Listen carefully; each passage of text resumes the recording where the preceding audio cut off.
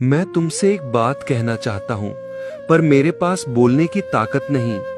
हम बेजुबान होते हैं, पर हम भी महसूस करते हैं।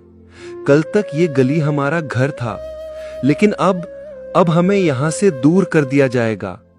कुछ कुत्तों की गलती की वजह से हम सबको सजा मिल रही है। जब रोज लाखों इंसान सड़क हादसों में मरते हैं, तो क्या सब कार और बाइक वालों को सजा मिलती है? जब रोज हजारों हत्या और गलत काम होते हैं, तो क्या सारे लड़कों को ही दोषी ठहराया जाता है? तो फिर हम बेजुबान कुत्तों के साथ ही ये अमानवीय व्यवहार क्यों? हमें भी दर्द होता है, हमें भी तकलीफ होती है। हमारे लिए कोई अदालत नहीं है, कोई कानून सुनवाई करने के लिए नहीं है। हमें रोज लोग मारते हैं, गाड़ियों से कुचल देते हैं, जहर देते हैं, नाले में फेंक देते हैं। लेकिन हमारे लिए ये सरकार, कानून और कोर्ट अंधा हो जाता है। क्या भगवान ने ये जमीन सिर्फ इंसानों के लिए बनाई है? हमें खुल के जीने की आजादी नहीं है? हमारा क्या दोष है?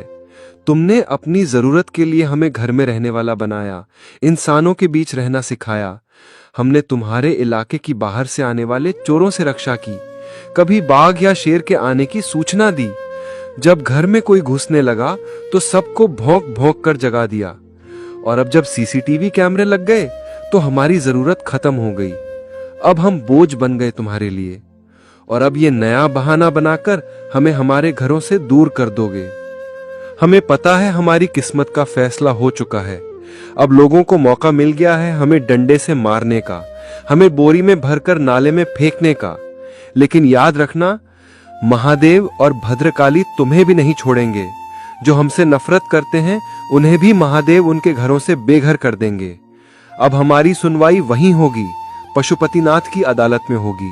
उस परमेश्वर की अदालत के आगे किसी की औकात नहीं है, और हमारी चीखें, हमारे आंसू तुम सबको तबाह कर देंगे। तुम्हारी हस्ती का नामो निशान मिटा देंगे।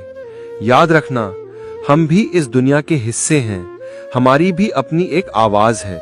हमारे दर्द को समझो और हमें भी जीने दो।